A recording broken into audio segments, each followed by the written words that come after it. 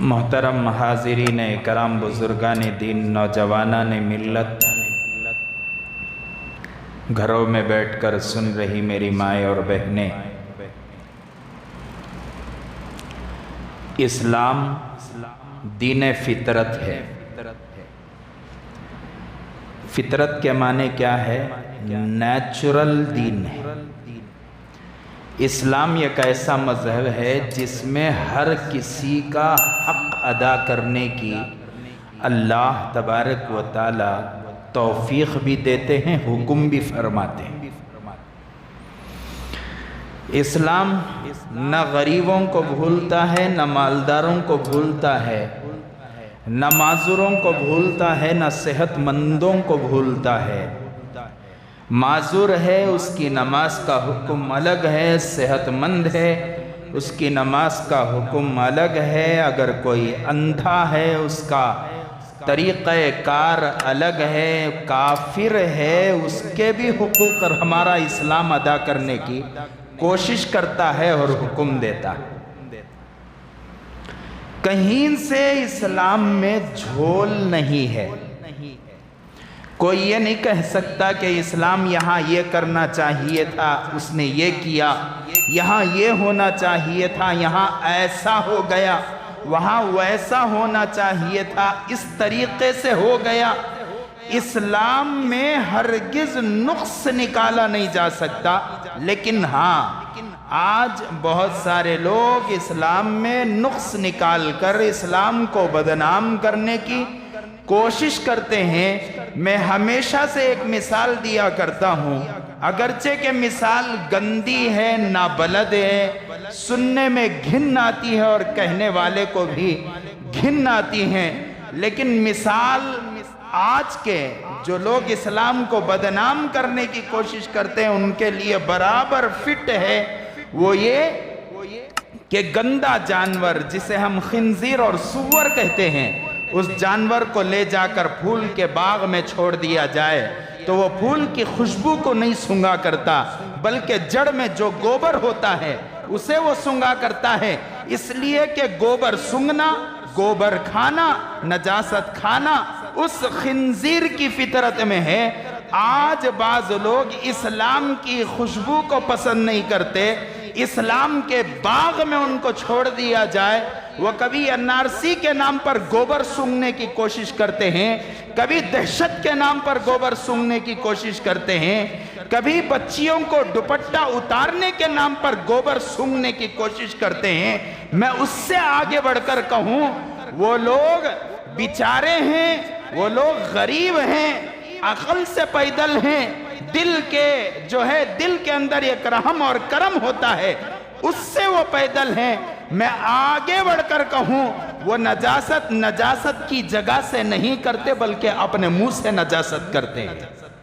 جو لوگ اسلام کو بدنام کرنے کی کوشش کرتے ہیں، اسلام سے دہشت گردی کو جوڑنے کی کوشش کرتے ہیں، بہرحال ایک لمبا عنوان ہے، اگر میں وہاں جاؤں تو تقریباً 2-4 جمعہ آرام سے گزار سکتا ہوں، اس لیے کہ اسلام کا ڈیفینڈ کرنا، اسلام کو اللہ تبارک و تعالیٰ نے کس طریقے سے محفوظ کیا اسے بیان کرنا ایک لمبا عنوان ہو جائے گا، اس لیے میں وہاں نہیں جاؤں گا بلکہ میں اپنے عنوان پر آؤں گا۔ اسلام دین فطرت ہے۔ کوئی آدمی اسلام میں نقص نہیں نکال سکتا، ایسا ہونا چاہیے تھا ویسا ہو گیا، ویسا ہونا چاہیے تھا ایسا ہو گیا۔ لڑکیوں کو اللہ نے پردے میں رہنے کا حکم دیا، لڑکیوں کو اللہ نے پردے میں رہنے کا حکم دیا۔ آج ماڈرن کلچر کے نام پر، آج ماڈرن ایجوکیشن کے نام پر، آج ضرورت زندگی کے نام پر، کیا میرے رسول سے زیادہ ضرورت آج کی زندگیوں کو ہے؟ اتنا مال ہونے کے باوجود، اتنی دولت ہونے کے باوجود، میں کہوں گا کہ یہاں پر جو ہمارے اس مجمع میں بزرگ حضرات ہیں، وہ حضرات جانتے ہیں ان کی جوانی میں یا ان کے بچپن میں ان کے والدین جو گھر چلایا کرتے تھے، وہ صوفہ خریدنے کے لیے یا پردے بنانے کے لیے، گھر کو سنوارنے کے لیے یا پی او پی لگانے کے لیے، ٹائلز بچھانے کے لیے گھر چلایا نہیں کرتے تھے، उस जमाने के बुजुर्ग जो घर चलाते थे वो चूल्हा सिलगाने के लिए चलाया करते थे, राशन के लिए चलाया करते थे। किसी को चावल दे दिया, रागी ले लिया, किसी के पास कुछ अनाज दे दिया, दूसरा अनाज ले लिया, जाम दे दिया, आम ले लिया, कहीं आम ले लिया तो जाम दे दिया। इस तरीके का एक जिंदगी गुजारने का तरीका था। आज लोगों के पास माल ही माल है, दौलत ही दौलत है। मैं कहूंगा आज के दौर में गुर्बत बहुत कम है। आदमी गरीब नहीं है, गुर्बत को खरीद रहा है। कैसे हजरत? गरीब आज आदमी नहीं है, गुर्बत को खरीदने की कोशिश कर रहा है। कैसे हजरत? गुर्बत को भी दुनिया के अंदर कोई खरीद सकता है क्या? हाँ, खरीद सकता है। आदमी अपनी जितनी चादर है उतनी चादर फैलाने के बजाय आदमी की हैसियत में 10,000 का फोन खरीदने नहीं है, आदमी की हैसियत 10,000 की टीवी खरीदने की हैसियत नहीं है, लेकिन वो 50,000 की टीवी खरीदेगा, वो 50,000 का मोबाइल खरीदेगा। घर के अंदर सोफे के बगैर भी जिंदगी गुजर सकती है, लेकिन आदमी 10,000 या सेकेंड हैंड का सोफा खरीदने के बजाय वो 1 लाख का सोफा खरीदता है। फिर उसके ऊपर EMI पड़ी, अब माहाना परेशान है, पैसा कहां से लाया जाए, कहां दिया जाए। लेकिन उस परेशान हाल आदमी के घर में आप दाखिल होकर देखें, उसके किचन रूम में जाकर देखें, उसके मदबख में देखें, बाकायदा राशनों से भरा हुआ मदबख होगा, बाकायदा फ्रिज जो है तरकारियों से भरा हुआ होगा, उसका फ्रीजर गोश्त से भरा हुआ होगा। क्यों? इसलिए कि खाने और पीने और जितने भी जरूरियात की चीजें हैं वो बाकायदा उसके पास मुहैया हैं, लेकिन वो परेशान है। तो वो परेशान अपने ख्वाहिशात के लिए परेशान है, वो सोफे के लिए परेशान है, वो टीवी के लिए परेशान है, वो फ्रिज और वॉशिंग मशीन के लिए परेशान है, वो मोबाइल जिसकी जरूरत नहीं है, जो आम सी जिंदगी में छोटा सा मोबाइल रखकर भी आदमी जिंदगी गुजार सकता है।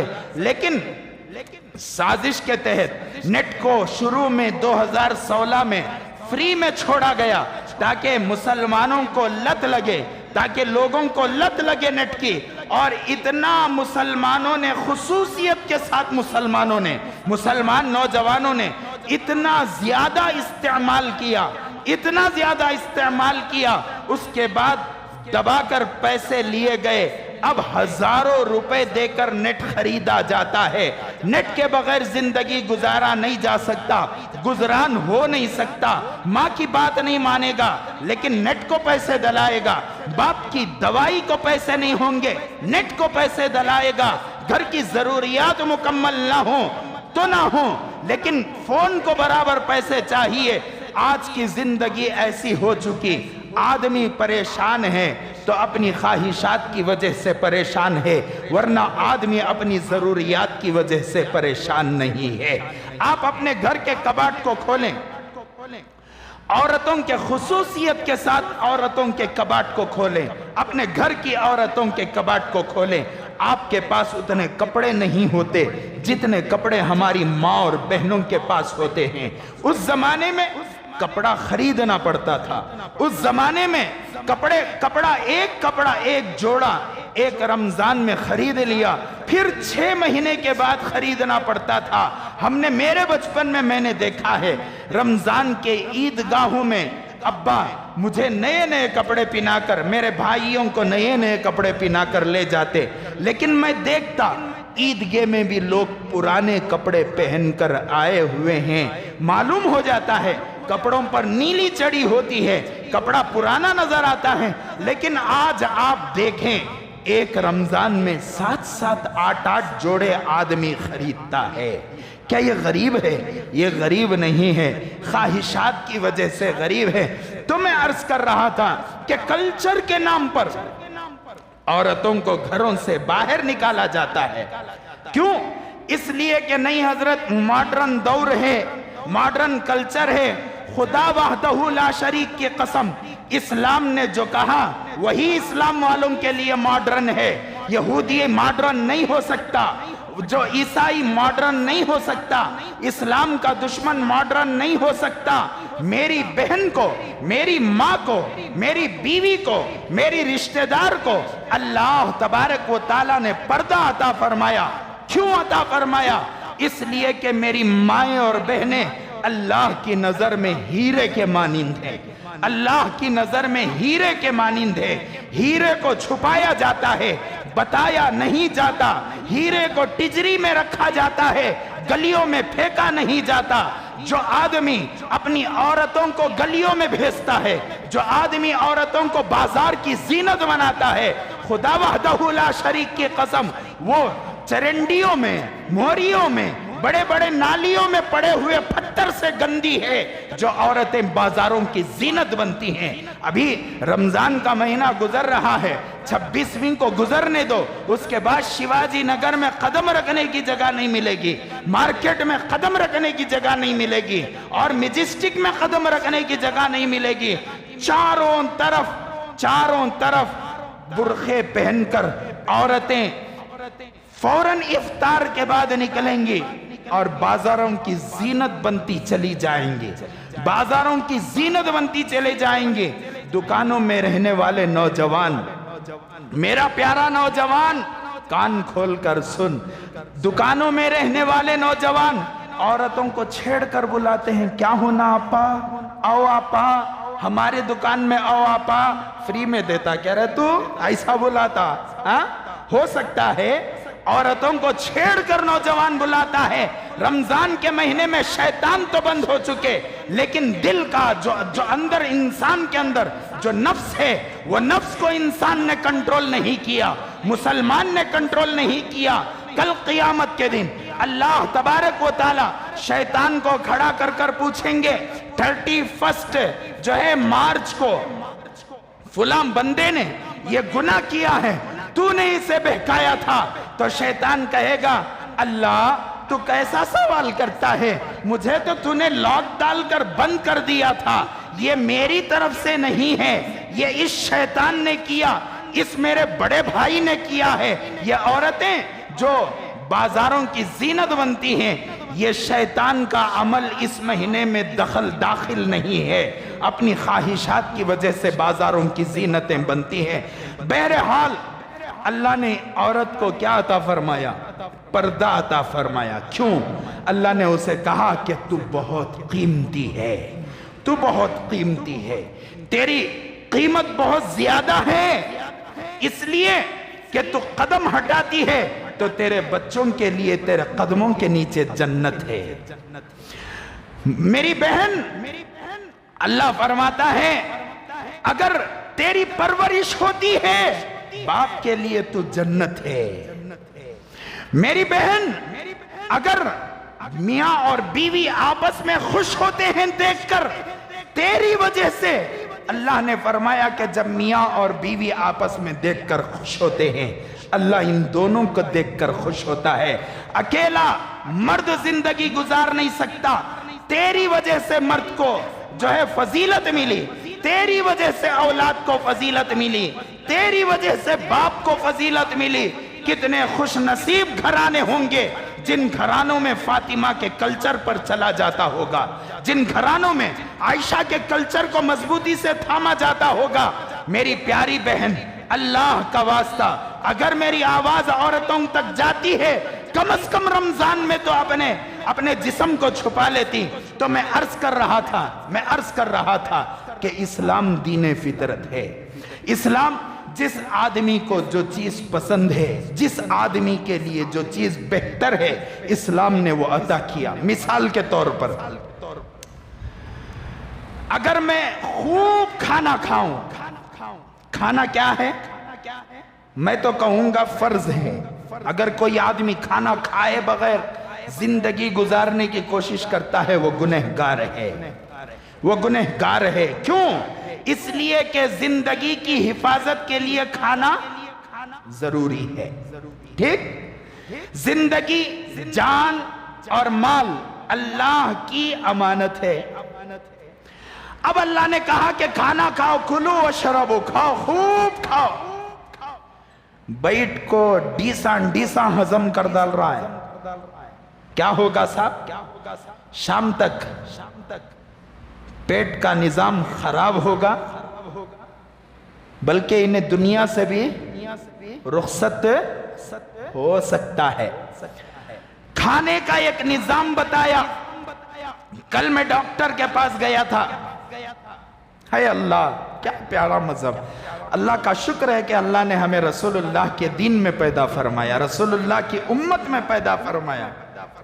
کل میرا علاج ہوا، پیچھ میں ریڑھ کی ہڈی تھوڑی سی کچھ وزن اٹھانے کی وجہ سے تھوڑی سی ہل گئی ہے. تو وہ علاج کے بعد میں سیدھا اٹھنے لگا. کیسا؟ سویا ہوا آدمی سیدھا اٹھ کر بیٹھنے لگا. تو فوراً ڈاکٹر نے مجھے روک کر کہا کہ سیدھی طرف سے اٹھو. کیا کہا؟ سیدھی طرف سے اٹھو. میں نے پوچھا کہ کیوں؟ تو کہا جب آدمی سیدھا اٹھتا ہے تو اس کی ریڑھ کی ہڈی پر فرق پڑتا ہے. ریڑھ کی ہڈی میں فریکچر ہونے کے جو ہے چانسز ہیں. تو سیدھی جانب سے جو آدمی اٹھتا ہے اس کی ریڑھ کی ہڈی پر زیادہ اثر نہیں ہوتا. ہے اللہ. ڈاکٹر نے کل کہا، رسول اللہ نے کب کہا؟ 1400 سال پہلے. 1400 سال پہلے اللہ کے رسول نے فرمایا کہ سیدھی جانب سے اٹھو. انسان کو کن چیزوں کی ضرورت ہے وہ تمام چیزیں اللہ تبارک و تعالیٰ نے مہیا فرمائے. مالدار کو مال کا حق ادا کرنا پڑے گا.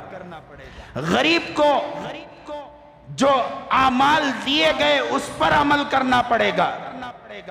آج کا میرا عنوان ہے زکوٰۃ ادا کرنا اور غریب کی فضیلت.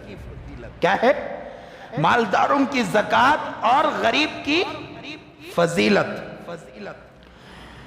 اللہ تبارک و تعالی ظالم حکومتوں کی طرح نہیں.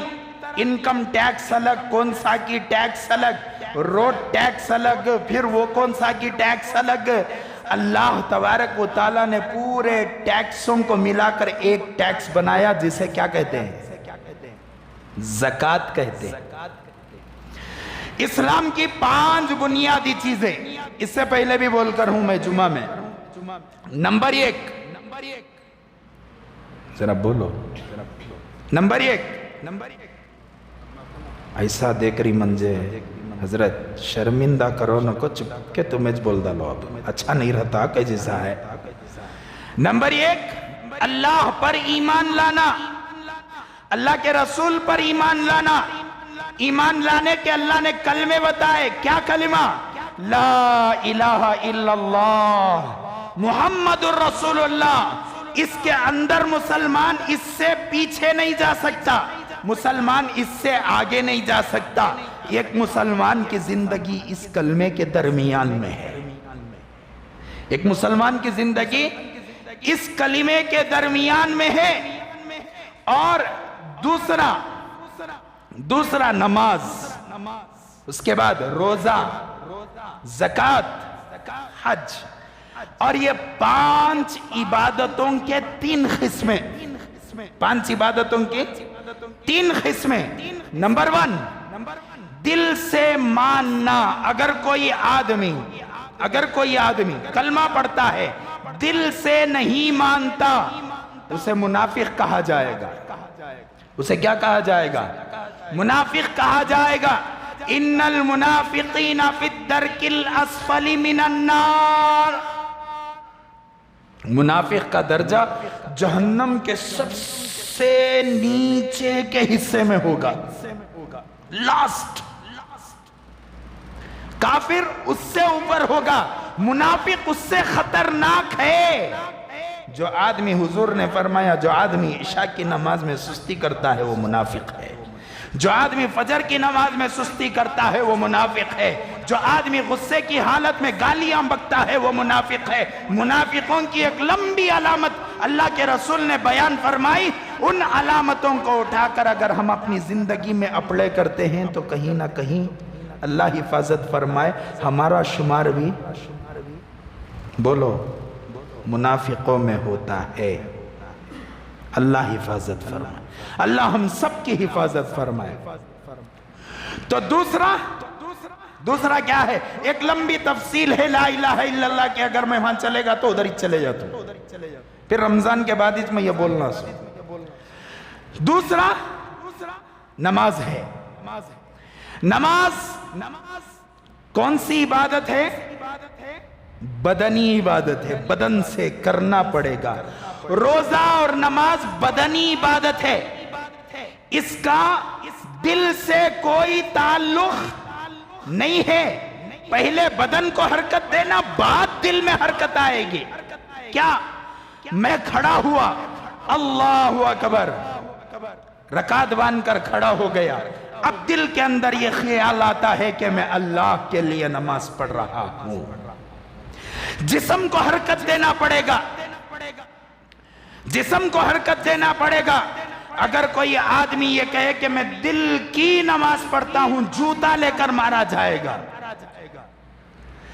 دنیا کے اندر دل کی نماز کی گنجائش نہیں، دل سے نماز کی گنجائش ہے۔ سمجھ رہی؟ دل کی نماز اور دل سے نماز فرق ہے۔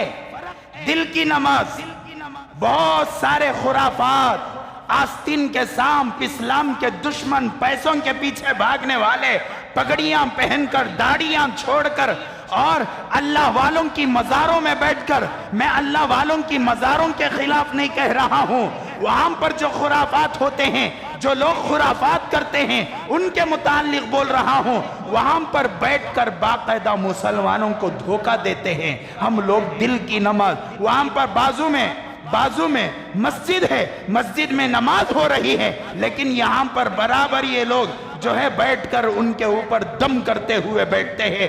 کہیں اسلام کے اندر جائز ہے؟ کیا صاحب کی وہ مرشد صاحب آپ کو نماز نہیں ہے کیا؟ نہیں، ہمیں دل کی نماز پڑھ لیتے۔ ارے رے رے رے، دل کی نماز ہوتی تو رسول اللہ سے بہتر کون پڑھ سکتا تھا؟ دل کی نماز ہوتی تو ابو بکر، تمام ولیوں کا سردار، حضرت ابو بکر سے بہتر کون پڑھ سکتا تھا؟ دل کی نماز ہوتی تو حضرت عمر سے بہتر جلالی ولی کون ہو سکتا تھا؟ اگر دل کی نماز ہوتی حضرت عثمان غنی بہتر پڑھ سکتے تھے، حضرت علی بہتر پڑھ سکتے تھے۔ ان اللہ والوں کی، ان صحابہ کی زندگیوں کے علاوہ آپ اٹھائیں پیران پیر کی زندگی، آپ اٹھائیں خواجہ معین الدین چشتی کی زندگی، آپ اٹھائیں حضرت اجمیر کلیری کی زندگی، آپ اٹھائیں بڑے بڑے اللہ والوں کی زندگیاں، کسی کی زندگی میں دل کی نماز نہیں ہے، دل سے نماز ہے۔ دل سے نماز کا کیا مطلب؟ دل سے نماز کا مطلب یہ ہے کہ دل سے نماز پڑھا، مردہ بھی زندہ ہو گیا۔ دل سے نماز پڑھا، ابھی سلام پھیرا نہیں گیا تھا، اللہ نے بارش کو برسا دیا۔ دل سے نماز پڑھا، یہاں پر ابھی سلام پھیرا تھا، وہاں پر پوری ضرورت مکمل ہوتی ہوئی نظر آئی، اس لیے کہ اس نے دل میں اللہ کے لیے، اللہ سے ہونے کا یقین رکھ کر دل سے نماز پڑھا کہ میری نماز سے میرا اللہ راضی ہو جائے، اللہ رضامند ہو گیا۔ اسے بولتے ہیں دل سے نماز۔ ایمان، نماز، اس کے بعد روزہ، اس کے بعد کیا ہے؟ روزہ۔ تمہیں روزہ کہتے کون کون ہے منجھے معلوم نہیں، میں ہوں کی نہیں کہ تم نہ معلوم نہیں۔ اس کا بھی تعلق کس سے ہے؟ جسم سے ہے۔ ذرا بولنا، ذہن میں ایک بات رکھو، ہمیں جو بیٹھ کو سن رہی، ہمیں سن کو معلومات کرے سو۔ معلومات اور تعلیم میں زمین آسمان کا فرق ہے۔ تعلیم حاصل کرنا اور معلومات کرنے میں زمین آسمان کا فرق ہے۔ ہمیں یہاں بیٹھ کر جو سن رہی، ہمارے دل میں یہ نیت ہو کہ ہم لوگ کیا کریں گے، اسے معلوم کر کر اپنی زندگی میں لائیں گے۔ لیکن میں جو بول رہا ہوں، کتنے سال گھسیا ہوں، پورے 16 سے 17 سال گھسیا ہوں، چپلاں گھڑ گئیں، اور یہاں پر آ کو بیٹھ کو بول رہا ہوں، ایسا الل ٹپ نہیں بول رہا ہوں، کتابوں کو پڑھنا پڑتا ہے، کتابوں میں دیکھنا پڑتا ہے، رات رات مطالعے میں گزارنا پڑتا ہے، لیکن پھر بھی بعض لوگ اعتراض کرتی ہیں، حضرت وہ بولے نا، وہ کرے نا، ایسا کرے جا کی کیوں؟ ہمیں سیکھنے سکھانے کی نیت سے نہیں بیٹھے، ہمیں حضرت کی بات سن کو امتحان لینے کی نیت سے بیٹھیں سو۔ جو آدمی سیکھنے کے لیے بیٹھتا ہے وہ اپنے سامنے اپنے خطیب پر، اگر طالب علم ہے اپنے استاد پر، مرید ہے اپنے شیخ پر، بھروسہ کرتا ہے کہ جو کہا جائے گا میں ضرور اس پر عمل کروں گا۔ سبیل الرشاد میں نماز پڑھ لے کو تھا، فجر کی نماز بازو میں رہے ہمارے ایک دوست، صبح کی فجر کی نماز بڑے بڑے اونگ ڈالتی، چھوٹا بچہ ہوں گیا تو کیا ہوا، چھوٹا کا تو بہت چھوٹا کیا بھی نہیں، داڑھی تھی، جوانی تھی، بالکل نیا نیا جوان، گڑ کو گڑ تولے کو ہے، ہمیں مسجد میں یہ کونیا میں چیران ڈالتی نہیں، یہ چیران ایسے نہیں رہنا، یہ ہے نا، یہ مسئلہ اچھی طرح ذہن میں رکھو، یہ جو بازو کے ہاتھاں ہی یہ چیرہ میں نہیں رہنا، نہیں تو کیا ہوتا معلوم، چیرہ پر بیٹھ کر نماز پڑھنے والے خطرے میں داخل ہو گئے سو۔ کیا خطرہ؟ اس پر بیٹھے تھے، پیچھے زبردست ٹیکا ملیا ہے، نیچے بہترین سیٹ ہے، ہاتھاں رکھنے بھی جگہ ہے، اللہ کی گھر میں تو سکینت نازل ہوتی سوچ، اوپر سے بہترین فیان ہے، اب بیٹھ کو نماز پڑھ لے کو تھے، امام صاحب لمبی خیرت کرے، گڑ تولنے کو بیٹھیں، کیا کر لگ بیٹھیں؟ ارے ذرا بولو، گڑ تولنے کو بیٹھیں۔ جو آدمی نماز کی حالت میں گڑ تولتا ہے اس کی نماز نہیں، وضو بھی چلے جاتا ہے، اس کی نماز نہیں، وضو بھی چلے جاتا ہے۔ اس لیے میں جو لوگ چیروں پر بیٹھ کر نماز پڑھتے ہیں ان سے الرٹ رہنا، انشاءاللہ کبھی چیروں کے مسائل لمبا مسئلہ ہے، کبھی عرض کروں گا میں۔ تو حضرت آکو پیچھے سے ایک مار مارے، انہیں لڑک لگ جا کتی دور گر گا، پورے 850 بچہ میں گردن پہ مار پڑیا تو پوری مسجد میں چٹل کر کو آواز ہے، انہیں لڑک لگ جا کتی دور پڑ گا۔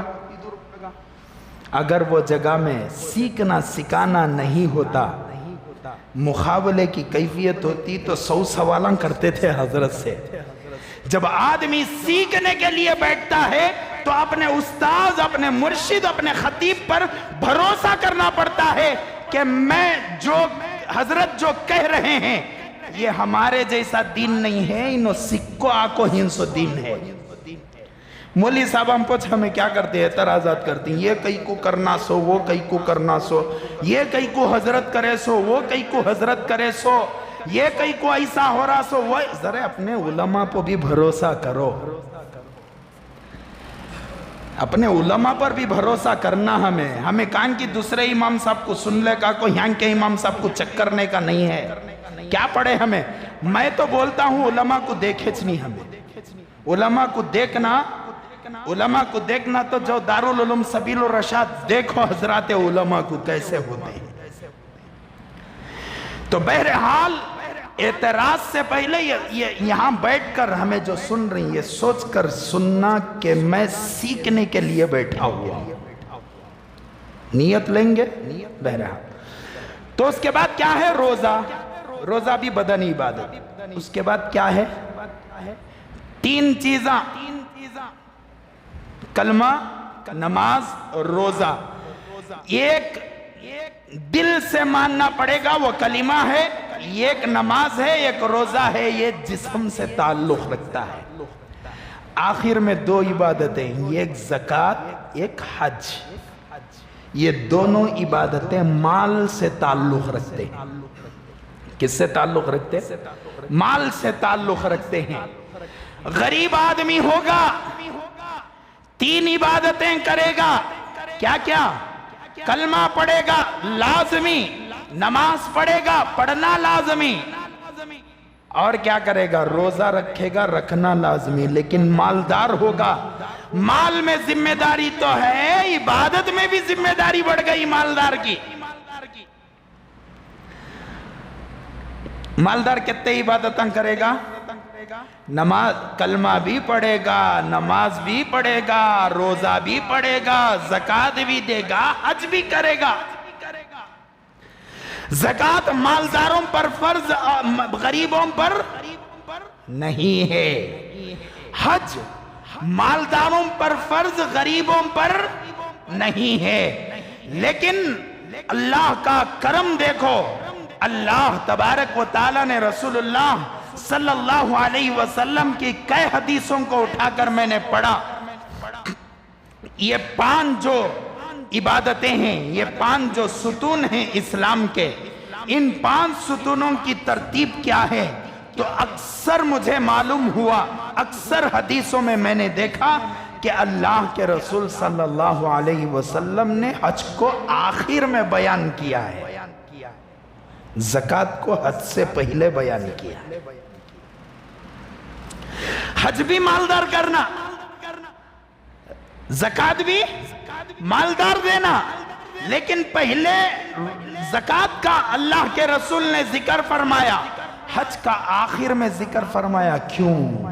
اس لیے کہ اب بتاؤں گا، حضرت موسیٰ علیہ السلام نے، حضرت موسیٰ نے پوچھا اللہ سے، اللہ میں تجھ سے ملاقات کرنا، کہاں ملاقات کروں؟ کہاں ملے گا تو؟ کس جگہ آؤں تیری ملاقات کے لیے؟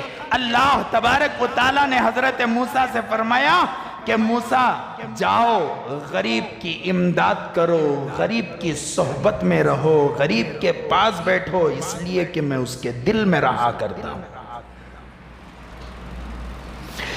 غریب اللہ کو بہت پسند، غریب رسول اللہ کو بہت پسند۔ غریب مالدار کے لیے رحمت ہے، دنیا میں بھی رحمت ہے، آخرت میں بھی رحمت ہے۔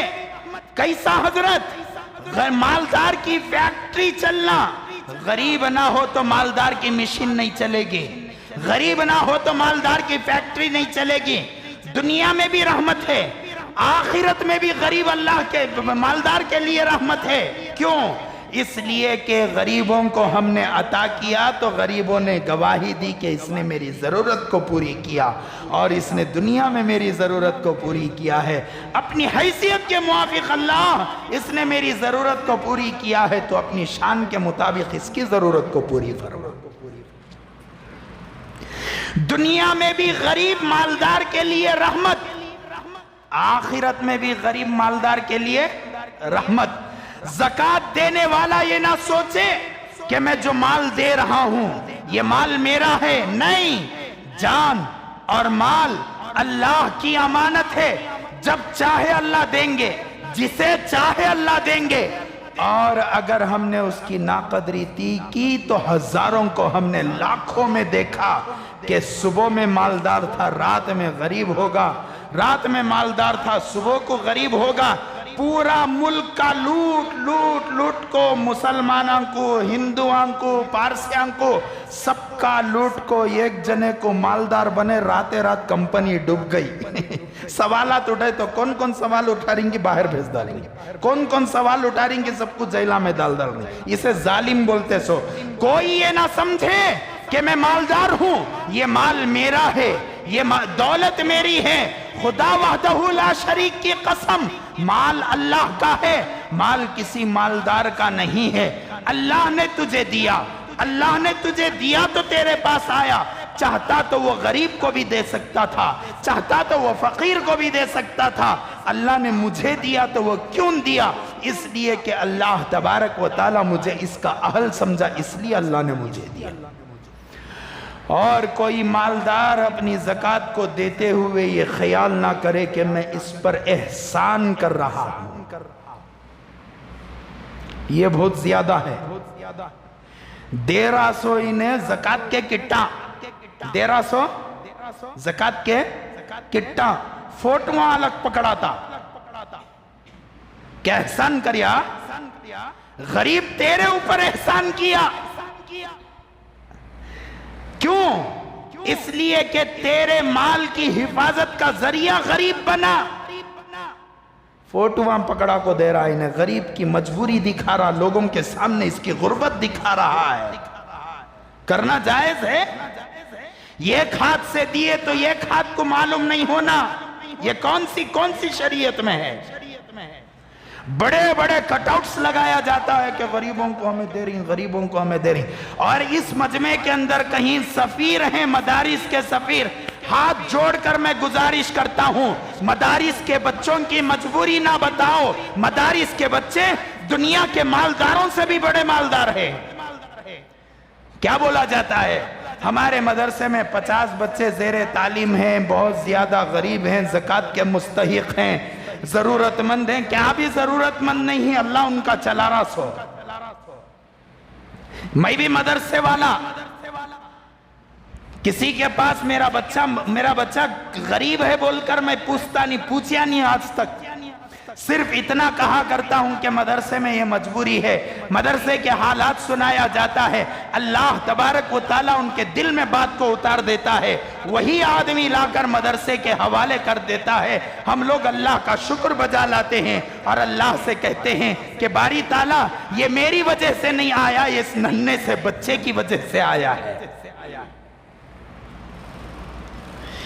تو کبھی بھی غریب کو حقیر نگاہ سے نہیں دیکھنا. اور جو مالدار اپنے مال کو غریب کے حوالے کرتا ہے، اللہ تعالیٰ اس غریب کے لینے کی برکت سے پورے سال اس مالدار کے مال کی حفاظت کرتا ہے. اور اس کے آگے سنو،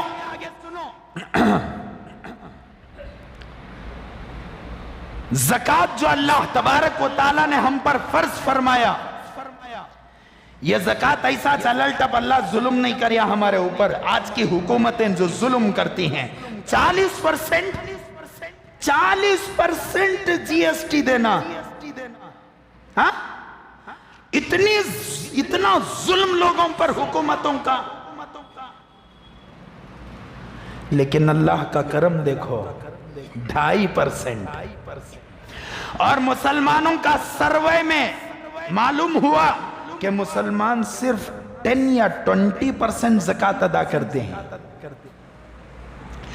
ان زکاتوں کے پیسوں میں، ان صدقوں کے پیسوں میں اللہ تبارک و تعالی مسلمانوں کے بڑے بڑے اداروں کی کفالت فرما رہے ہیں. دارالعلوم دیوبند میں 8,500 بچے پڑھتے ہیں. کتنے بچے؟ ارے ذرا بولو. 8,500 بچے. ہمارے گھر میں 3 بچے رہے تو دبئی بھاگ جاتا انہیں. میرے گھر میں 3 بچے رہے تو دبئی بھاگ جاتا ہوں میں. کئی کو بچوں کو پالنے کے واسطے مدرسے کو کب تبھی آگو دیکھو کتنا سکون سے میں ہوں کہ شاید میرے آزو بازو رہنے والے وقت سکون سے نہیں ہیں. کئی کو اللہ تعالیٰ کفالت کرنے والا 8,500 بچوں کا کفیل مدرسہ ہے، اللہ تعالیٰ چلا رہے ہیں. جامعہ اشاعت العلوم مکل کوا مہاراشٹرا میں چپکے 2-3 مثالیں دے کر آگے بڑھ رہا ہوں. 10% یا 20% زکوٰۃ میں اللہ تبارک و تعالیٰ اتنی برکت عطا فرمایا ہے. جامعہ اشاعت العلوم مکل کوا ایک مدرسہ ہے جس مدرسے میں 14,500 بچے مدرسے میں پڑھتے ہیں. کتنے بچے؟ 14,500 بچے مدرسے میں پڑھتے ہیں. اللہ تعالیٰ اس مدرسے کو چلا رہے ہیں. ایک وقت میں کم از کم آدھا لوٹ تبھی چاول ہونا. ایک وقت میں بیٹھ کر 14,500 بچے کھانا کھاتے ہیں. اللہ تعالیٰ چلا رہے ہیں. ندوۃ العلماء ہمارا دارالعلوم سبیل الرشاد یہاں کرناٹک میں کتنے مدرسے ہیں؟ میری جہاں تک سوچ ہے میں سمجھتا ہوں تقریباً 12-13 ہزار مدرسے ہمارے کرناٹک میں رہیں گے. لگ بھگ آس پاس اوپر بھی ہو سکتا نیچے بھی ہو سکتا. میری ایک سوچ ہے 12,000 مدرسے 12,000 مدرسے 10% زکوٰۃ میں چل رہے ہیں. 10% یا 20% زکوٰۃ میں چل رہے ہیں. اگر مسلمان 100% زکوٰۃ نکالنے والا ہو جائے تو خدا وحدہ لا شریک کی قسم مسلمانوں کی حکومتیں ہوں گی اور سارے لوگ مسلمانوں کے سامنے گھٹنے ٹیکیں گے۔ تو انشاءاللہ اگلے جمعہ حضرات کے سامنے یہ حج کئی کو اللہ آگے کریا، سامنے کئی کو کریا، زکوٰۃ پیچھے کئی کو رکھیا۔ آج کا جمعہ بولیں گے اگر کو تھا نہیں، لیکن وقت ختم ہو چکا ہے۔ اب میں یہ 5 لحظے زیادہ بولے تو تمہیں ایسا دیکھتی افطاری کی ڈیس میں میں چھرتوں بد میں 5 لحظے زیادہ بولیا تو فروٹان کی جگہ میری صورت نظر آتی ہے۔ حضرت ملے تو ان کچھ ننگل جانا اگر کو ایک تو بھکے شیران کے جیسا ہی ایسا گھر کو دیکھ رہی منجے اب ننگل جاتے ان کا نہ چھوڑے، تو اس واسطے آج وقت ختم ہو گیا ہے۔ حکمت آپ حضرات کے سامنے بتاؤں گا اگلے جمعہ کہ اللہ نے حج کیوں بعد میں کہا اور کیا بولتے ہیں اسے زکوٰۃ کیوں پہلے بیان، اللہ کے رسول نے پہلے کیوں بیان کیا، اس کی کیا حکمت ہے، غریب کیسی نعمت ہے اور غریب کی وجہ سے اللہ تعالیٰ مالدار کو کیسی نعمتوں سے نوازتا ہے۔ انشاءاللہ اگلے جمعہ اس کے ساتھ میں زکوٰۃ کے مسائل کیا ہیں، زکوٰۃ فرض کب ہوئی، زکوٰۃ میں زکوٰۃ کس کس کو دینا، زکوٰۃ کے مصارف کون کون ہیں، بیٹے کو زکوٰۃ دے سکتے کہ نہیں دے سکتے، بیوی کو زکوٰۃ دے سکتے نہیں دے سکتے، نہیں دے سکتے تو کئی کو نہیں دے سکتے، بھائی کو زکوٰۃ دینا کیسا ہے، بھان کو زکوٰۃ دینا کیسا ہے، پھوپھو کو زکوٰۃ دینا کیسا ہے۔ انشاءاللہ اگلے جمعہ آپ حضرات کے سامنے عرض کروں گا۔ اگر ایک جو ہے مسئلہ بول کر اپنی بات کو ختم کروں، چونکہ 10 رمضان تقریباً آج کو 8 رمضان ہیں، تو لوگ 5 رمضان کے بعد پیسے نکالنا، زکوٰۃ کے پیسے الگ کرنا شروع کر ڈالتے ہیں، تو مسجد کو کسی بھی صورت سے زکوٰۃ دینا حرام ہے۔